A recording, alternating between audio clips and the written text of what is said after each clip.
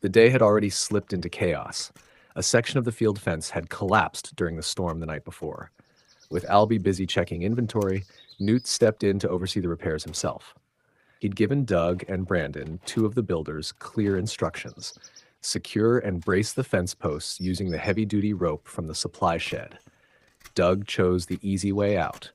Instead of hauling new rope, he grabbed old, worn line that was already close to snapping, just enough to get the job done quickly and leave the rest of the day free. Brandon followed along without question. It didn't take long before the fence gave way again, collapsing as Zart passed by, nearly crushing a newly arrived greenie. Newt arrived only minutes later. When he took in the damage and heard what had happened from Zart, his expression hardened. You too, Newt said, walking toward them slowly.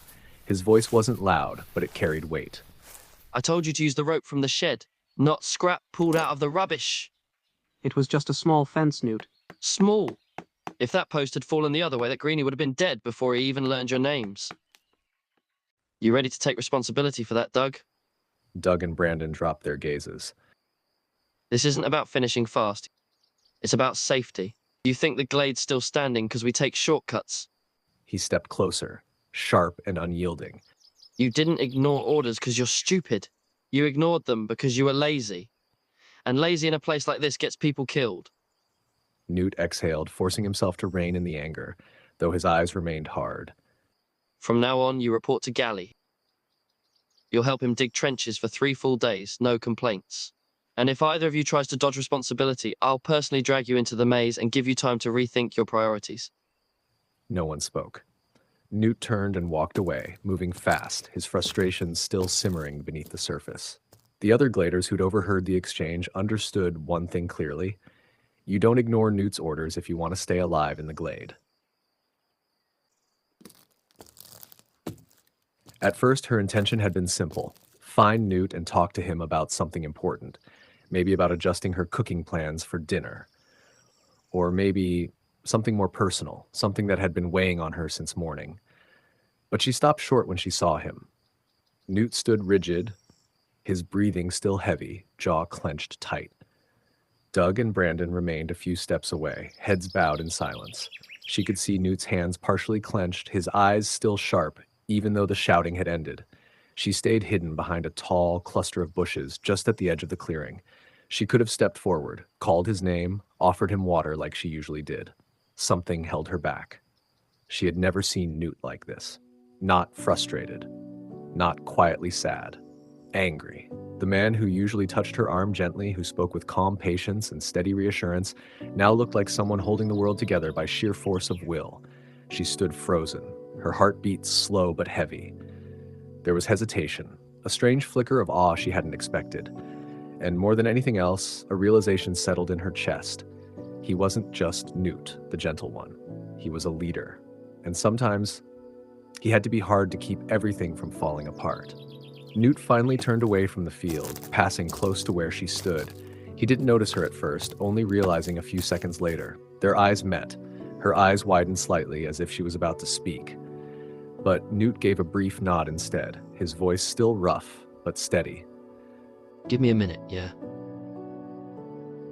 She nodded in return. No smile this time, just quiet understanding in her gaze. Newt headed toward the watershed, likely to cool off or wash the dirt from his hands. She watched his back as he walked away, then slowly lowered herself into the grass, letting the moment settle. She lowered her gaze to a cluster of flowers growing from worn, weathered pots. Her fingers trailed through strands of wild grass, pulling them free one by one, making sure the little garden remained neat and cared for. Her hand closed gently around a buttercup that had yet to fully bloom. The evening breeze began to stir, carrying with it the earthy scent of soil and drying leaves. She didn't know how long she had been sitting there. 10 minutes, perhaps 30. But she waited, and for reasons she couldn't quite explain, she felt no urge to leave. Soft footsteps sounded behind her. She didn't turn at first, but when the steps came to a stop beside her, she lifted her head and found Newt looking down at her, his expression now far calmer than before. There were still remnants of emotion flickering in his eyes, but no longer flames. He exhaled slowly, then sat beside her without a word. For a while, they simply sat together. No sound but the whisper of wind and the rustle of leaves. Even the birds seemed to fall silent as if granting them space. At last he spoke. Quiet, rough-edged. Sorry you had to see me like that. She turned toward him, not answering immediately. Then she said softly, but with certainty. He looked at her, his eyes tired, but also relieved. They were careless. Someone could have gotten hurt. I'm just sick of watching people gamble with their lives. She nodded, her gaze drifting forward again.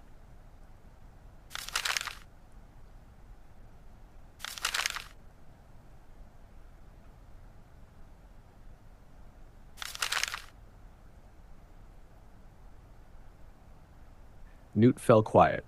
She pinched at the edge of a buttercup whose petals were beginning to loosen, then added more softly,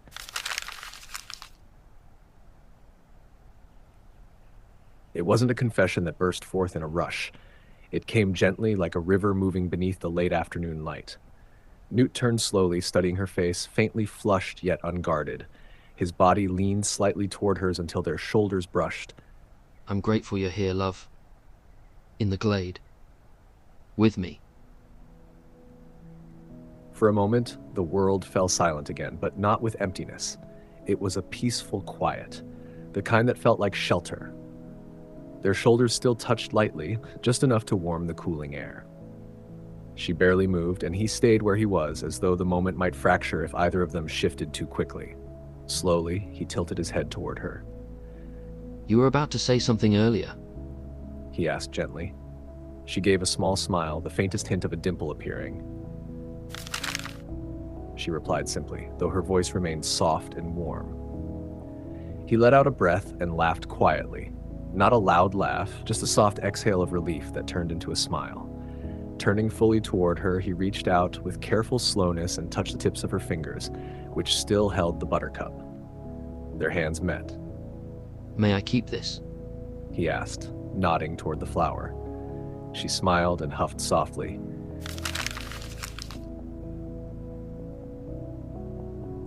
He took it gently from her hand as though it were something fragile. I want the one you picked. He slipped it into his pocket, then looked back at her, this time for longer. Doesn't matter. Their eyes met. There was little left to say. A quiet sense of safety settled between them. She bit her lower lip for a moment, then leaned slowly against Newt's shoulder, resting her head there like a leaf falling onto grass. He didn't move. He only tilted his head slightly, letting it rest against the top of hers, closing his eyes without a word. You know, when I start thinking this world doesn't have many beautiful things left, I remember seeing you asleep among those flowers. And suddenly, everything feels enough. She didn't answer, but a small smile across her face. The afternoon stretched on. The sun dipped lower, and the air filled with the warm scent of earth. Still, neither of them hurried back to the glade. Not this time. For a while, the world was small enough for just two people in the grass, sharing a rare and fragile quiet. And for Newt, that was more than enough to fall in love. Again and again.